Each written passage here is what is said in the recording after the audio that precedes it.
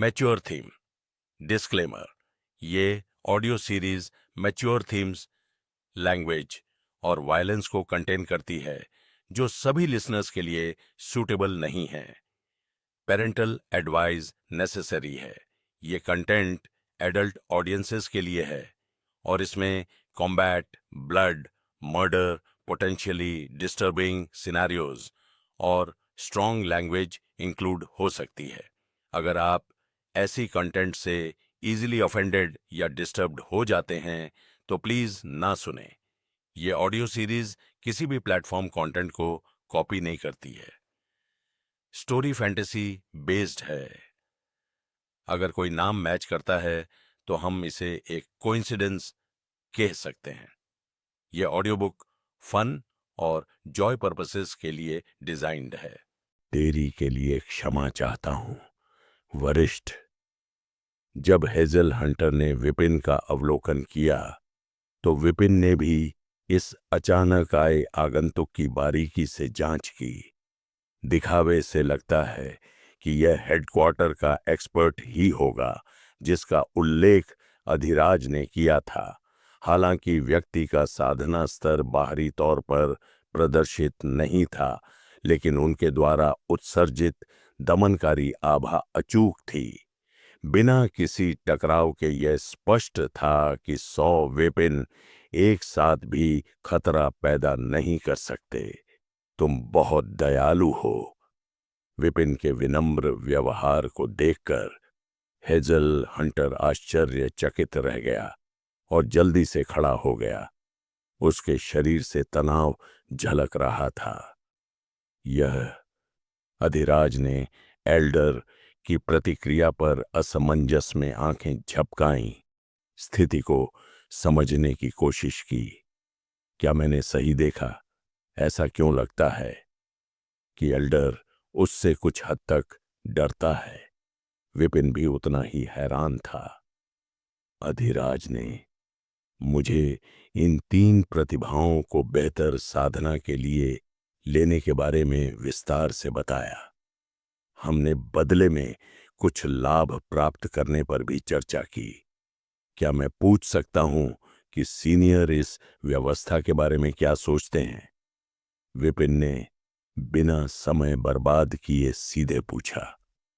यह सुनकर hazel Hunter की आंखें उत्साह से लाल हो गईं। बेशक, आप जो भी चाहते हैं।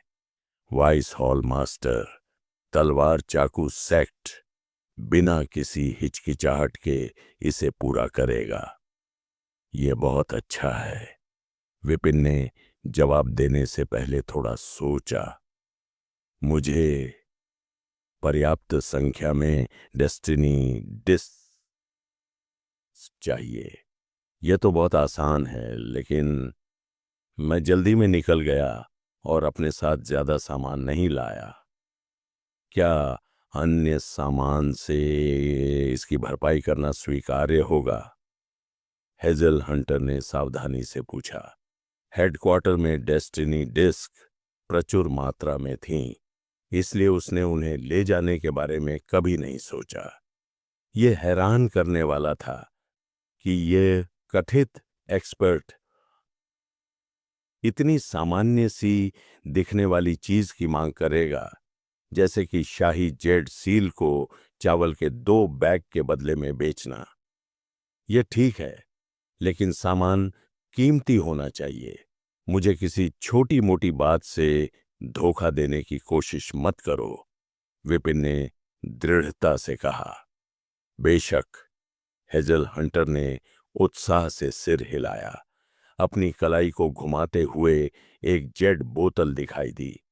ये 2 एल लाइफ ग्रेस्पिंग पिल्स हैं।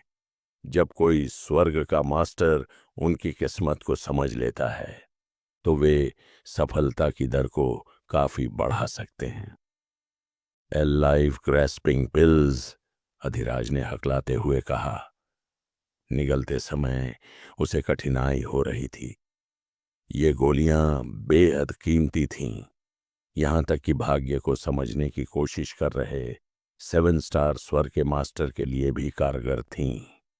उन्हें मुफ्त में देना हेजल हंटर की अविश्वसनीय उदारता को दर्शाता है, जो हेडक्वार्टर से किसी व्यक्ति की पहचान है। लेकिन विपिन ने थोड़ा सा मुंह सिकोड़ा। बस इतना ही? 2 गोलियां, हालांकि दुर्लभ थीं, व्यावहारिक रूप से उसके लिए बेकार थीं। उसकी साधना का स्तर आवश्यकता से बहुत दूर था, और भले ही वह न भी हो, गोलियां उसे अन्य संसाधनों की तुलना में बहुत अधिक लाभ नहीं देती थीं। मैं अधिक स्वर्ग की दिव्य ऊर्जा चाहता हूं, बिल्कुल नहीं। हेजल हंटर ने जल्दी से अपने हाथ हिलाए, प्रभावित करने के असफल प्रयास से शर्मिंदा। थोड़ी देर की हिचकिचाहट के बाद उसने अपने दांत भींचे और एक और जेड बोतल निकाली। ये 5वीं क्लास का भाग्य है, जो मोमेंटम शाखा का हिस्सा है। मैंने इसे एक भाग्यशाली मुठभेड़ के दौरान प्राप्त किया था, लेकिन इसका उपयोग नहीं किया है, क्योंकि यह मेरी साधना के साथ संरेखित नहीं है। मैं अब इसे आपको प्रदान करता हूं। 5वीं क्लास का भाग्य। विपिन दंग रह गया और उसने बोतल स्वीकार कर ली। उसने अंदर झांका, जहां एक धारा सी भाग्य घूम रही थी, जो अपार शक्ति और दबाव बिखेर रही थी। तो यह सच है, भाग्य को निकाला जा सकता है और उपहार में दिया जा सकता है। यहां तक कि शीर्ष एक्सपर्ट भी इसे अपने शरीर से बरकरार निकाल सकते हैं। यह रहस्योद्घाटन कुछ ऐसा नहीं था जिसे माया सिटी के डेस्टिनी हॉल ने दर्ज किया था। स्पष्ट रूप से इसका स्तर पर्याप्त रूप से उच्च नहीं था।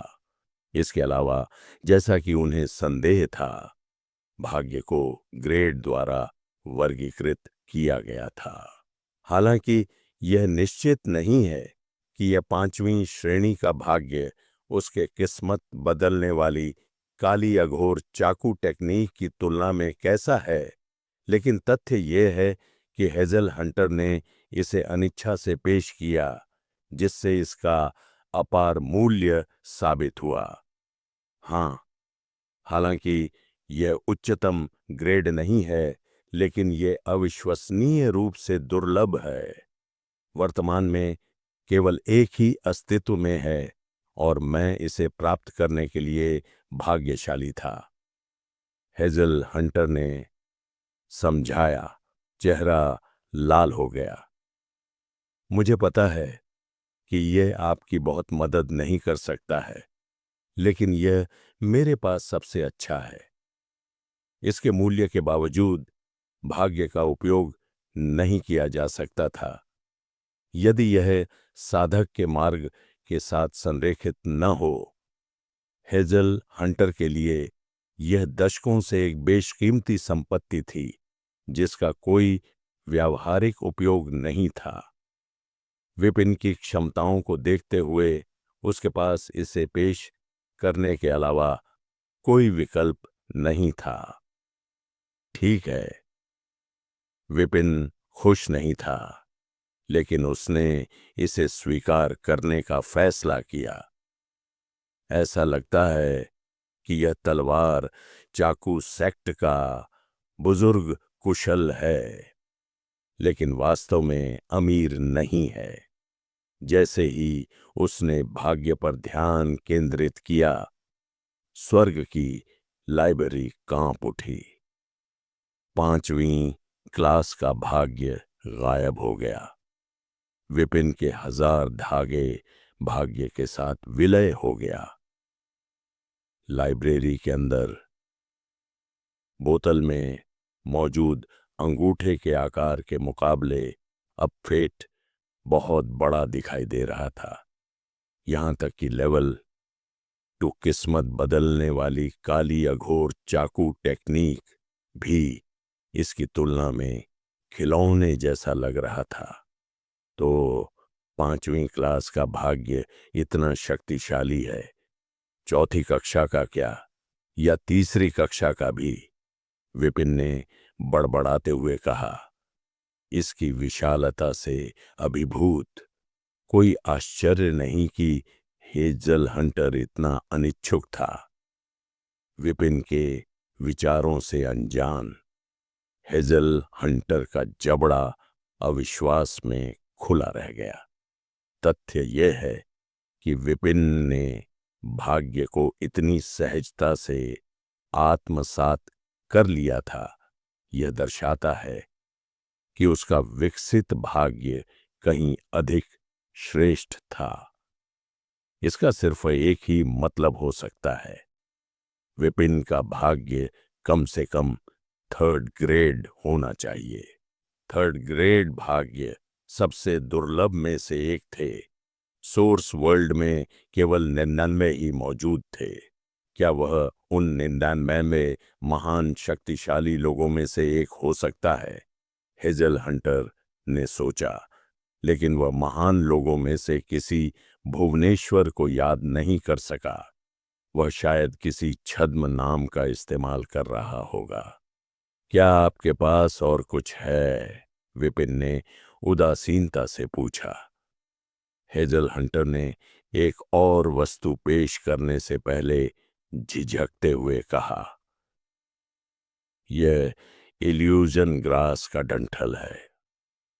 मैंने इसे अपनी सफलता के लिए इस्तेमाल करने की योजना बनाई थी, लेकिन मैं इसे आपको देना चाहता हूं। विपिन ने उपहार स्वीकार कर लिया। इसकी जांच करने पर पुस्तकालय ने इसका विश्लेषण करने के लिए 50,000 स्वर्ग के दिव्य ऊर्जा बिंदुओं का उपभोग किया।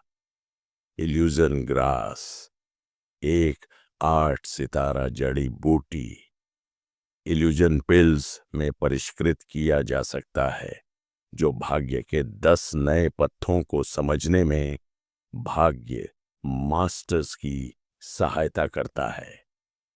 हैरान होकर विपिन ने इसे अपनी नई दुनिया में रख लिया। यह अविश्वसनीय रूप से मूल्यवान है, निश्चित रूप से सहेजने लायक है, भले ही बाद में बेचने के लिए ही क्यों न हो। विपिन की संतुष्टि से राहत महसूस करते हुए हेजल हंटर ने डेस्टिनी डिस्क का ढेर वापस ले लिया। मैंने केवल 2000 के आसपास ही लाया था। सीमित मात्रा के लिए माफी चाहता हूं। 2000। विपिन खुशी से बेहोश होने लगा। हेजल हंटर के पहले के शब्दों को देखते हुए उसे ज्यादा से ज्यादा 100 की उम्मीद थी। यह एक बहुत बड़ी अप्रत्याशित जीत थी। यही काफी है। उसने डिस्क एकत्रित की, अंततः संतुष्ट हुआ, जैसा कि तलवार चाकू सेक्ट से उम्मीद थी, एक सच्चा खजाना। हालांकि मेरा एक और सवाल है। अगर आप इसका जवाब दे सकें तो मैं तीनों प्रतिभाशाली लोगों को तुरंत आपके पास छोड़ दूंगा। इससे पहले कि विपिन विस्तार से कुछ बता पाता, बाहर प्रांगण से एक तेज आवाज आई, भुवनेश्वर, अब यहां से बाहर निकलो। सभी ने मुड़कर देखा कि वेनम एक उड़ते हुए सोर्स बीस्ट पर बैठा हुआ था और कमरे में ठंडी निगाहों से देख रहा था। हेजल हंटर की आंखें इस घोर अनादर को देखकर सिकुड़ गईं। उसके सामने खड़ा आदमी एक दुर्जेय गुरु था, जिससे वह भी खौफ खाता था। वह जो भी शब्द बोलता था, वह हमेशा नपातुला और सावधानी से बोलता था। फिर भी यह नया आदमी बदतमीजी से चिल्लाने की हिम्मत करता था, यहां तक कि किसी से रोल आउट करने की मांग भी करता था, पूरी तरह से दुस्साहसपूर्ण। मुझे पता है तुम अंदर हो। मैं 3 तक गिनूंगा। अगर तुम बाहर नहीं आए तो मैं स्पष्टीकरण का एक शब्द भी नहीं सुनूंगा। और तब तक बहाने बनाने के लिए बहुत देर हो चुकी होगी। 3 स्रोत जानवर के ऊपर खड़े होकर वेनम ने अपने हाथों को अपनी पीठ के पीछे बांध लिया। उसकी आंखें उदासीनता और अहंकार से भरी हुई थीं। बस एक बदनाम शिष्य जिसे गुरु ने सालों पहले निकाल दिया था।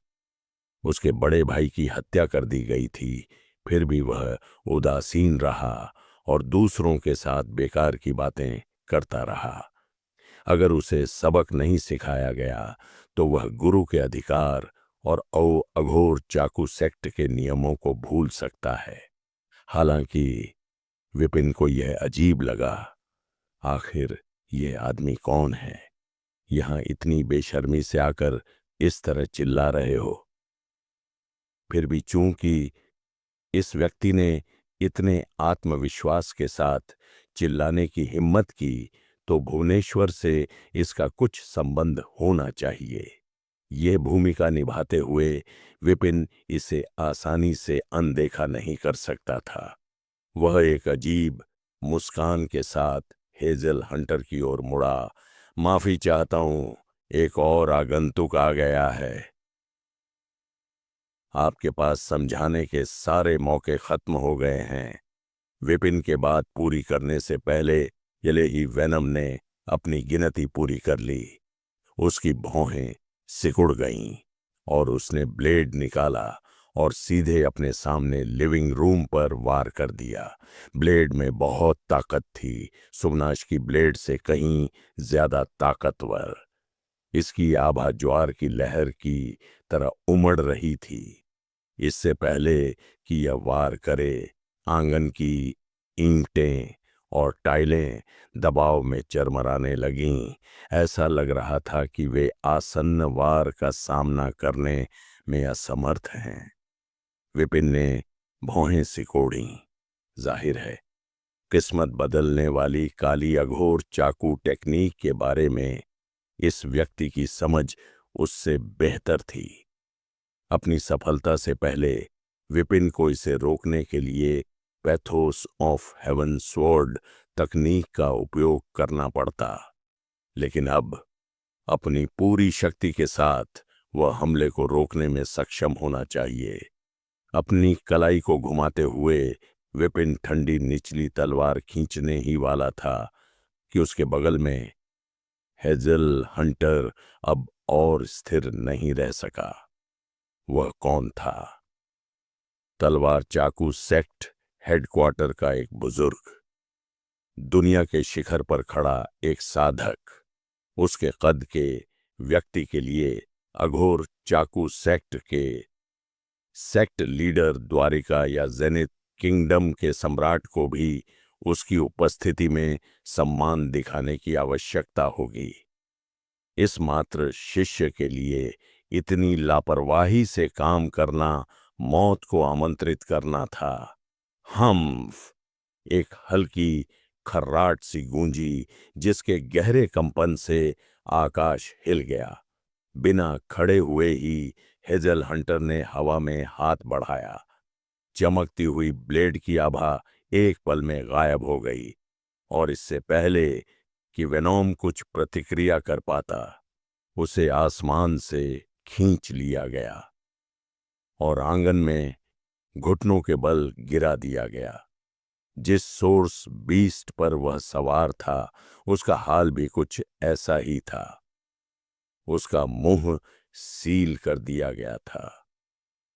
उसके पंख प्रेटजेल की तरह मुड़े हुए थे और उसके खुर अपमान में मुड़े हुए थे।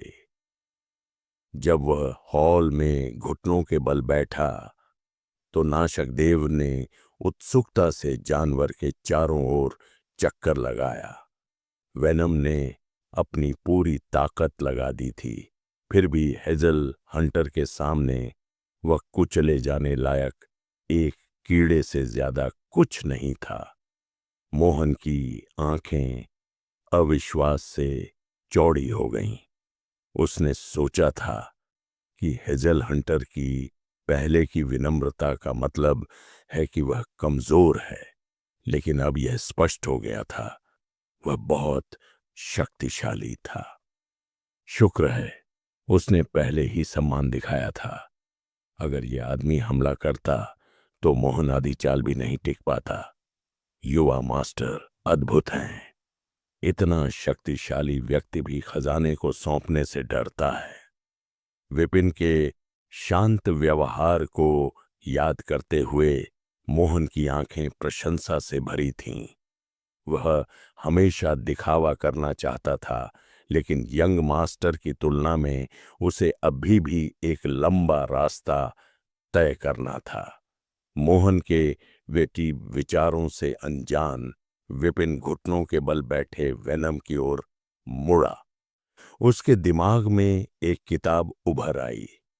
द्वारिका के दूसरे शिष्य, स्टार रिवर रियल्म, द्वितीय स्तर शिखर। वेनम ने किस्मत बदलने वाली काली अघोर चाकू टेक्निक के दूसरे चरण को समझ लिया।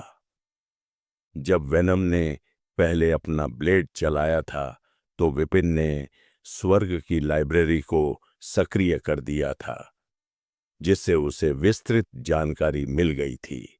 जैसे ही उसकी नजर दोष नपुंसकता प्रविष्टि पर पड़ी, विपिन ने आखिरकार राहत की सांस ली।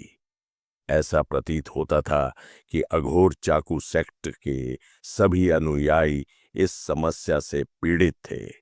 यह स्वर्ग के भाग्य को साधने का एक दुष्परिणाम था या सफलता की एक शर्त, वह नहीं बता सका। विपिन को गहरी सोच में डूबा देखकर हेजल हंटर बेचैन हो गया। उसे चिंता हुई कि उसके कामों से यह शक्तिशाली व्यक्ति नाराज हो सकता है। उसने घबराते हुए कहा, वॉइस हॉल मास्टर, मैंने हस्तक्षेप किया क्योंकि यह आदमी अभद्र व्यवहार कर रहा था। अगर मैं सीमा से बाहर होता। विपिन ने उपेक्षा पूर्वक हाथ हिलाया। यह ठीक है। मुद्दे पर ज्यादा न सोचते हुए उन्होंने आगे कहा, जैसा कि मैं कह रहा था, तलवार चाकू सेक्ट उन तीनों के लिए किस तरह का प्रशिक्षण और स्वर्ग का भाग्य प्रदान करेगा। इन असाधारण प्रतिभाओं को निस्संदेह हमारे तलवार चाकू सेक्ट के सबसे शक्तिशाली स्वर्ग के भाग्य तक पहुंच दी जाएगी। निश्चिंत रहें, हम उन्हें उत्तराधिकारियों के रूप में पोषित करेंगे, न कि केवल साधारण शिष्यों के रूप में। हेजल हंटर ने जल्दी से कहा, उसे आश्वस्त करने के लिए उत्सुक। यह अच्छी बात है। विपिन ने राहत भरी आवाज में सिर हिलाया। हेजल हंटर का इतनी दूर यात्रा करना और इतनी उदार शर्तें पेश करना उसकी ईमानदारी का सबूत था। यह वास्तव में रोमा और अन्य लोगों के लिए एक मूल्यवान अवसर था। बहुत बढ़िया, रोमा, रेणु, आरव, एल्डर के साथ जाओ, लगन से प्रशिक्षण लो और महान उपलब्धियों का लक्ष्य बनाओ। हाँ। तीनों बोलने में हिचकिचा रहे थे, लेकिन आखिरकार चुप ही रहे। वे जानते थे कि अपने शिक्षक से बहुत ज्यादा चिपके रहना उनकी प्रतिभा को देखते हुए सिर्फ मुसीबत को आमंत्रित करेगा। बेहतर था कि वे चले जाएं और मजबूत बने। आपको अपने टीचर का बोझ हल्का करने के लिए शक्ति की आवश्यकता है। विपिन ने उन्हें सांत्वना देने के लिए एक टेलीपैथिक संदेश भेजा। तीनों चुप हो गए। उनका संकल्प दृढ़ हो गया। हेजल हंटर को कोई प्रतिरोध न देखकर बहुत खुशी हुई। ऐसी स्थिति में मैं अपने स्वागत से ज्यादा देर तक नहीं रुकूंगा। अलविदा। वह वेनम की ओर मुड़ा। वॉइस हॉल मास्टर, क्या मुझे आपके लिए इस उपद्रवी का ख्याल रखना चाहिए? कोई जरूरत नहीं। विपिन ने उसे दूर जाने का इशारा किया। इस आदमी को अभी भी एक भूमिका निभानी थी, अब उसे मारना बेकार होगा। बहुत अच्छा, हम अपने रास्ते पर चलेंगे। रोमा, रेणु, आरव को एक विशेष ऊर्जा के साथ पकड़ते हुए हेजल हंटर आगे बढ़ा और चारों एक स्थानिक दरार में गायब हो गए। यह उन्हें गायब होते देख वेनम भयभीत हो गया। अंतरिक्ष को चीरने की शक्ति केवल महाद्वीप के सबसे उन्नत साधकों के पास ही थी। भुवनेश्वर ने इन अथाह आकृतियों के साथ ऐसे संबंध कब बनाए? जैसे ही डर ने उसके पहले के अहंकार की जगह ले ली, भुवनेश्वर मुस्कुराते हुए आगे बढ़ा। वरिष्ठ भाई, आप यहां हैं। एल्डर को एहसास नहीं हुआ कि हम मजाक कर रहे थे और उसने गलती से आपको नीचे गिरा दिया। कृपया उठें। विपिन की मदद से वेनम किसी तरह खड़ा हो पाया। उसकी नजर अभी भी सतर्क थी। वह एल्डर कौन है? वह इतना शक्तिशाली कैसे है? जवाब देने के बजाय विपिन ने अधिराज की ओर रुख किया। अधिराज, क्या आप मेरे वरिष्ठ भाई को समझा सकते हैं? अधिराज आगे बढ़ा। मैं अधिराज हूं, तलवार चाकू सेक्ट की कोल्ड माया सिटी शाखा का संप्रदाय गुरु। एल्डर ओयांग हमारे हेडक्वार्टर हेजल हंटर के एक वरिष्ठ एल्डर हैं। हेडक्वार्टर? वेनम स्तब्ध रह गया। हेजल हंटर की वास्तविक स्थिति का एहसास होने से उसका चेहरा पीला पड़ गया।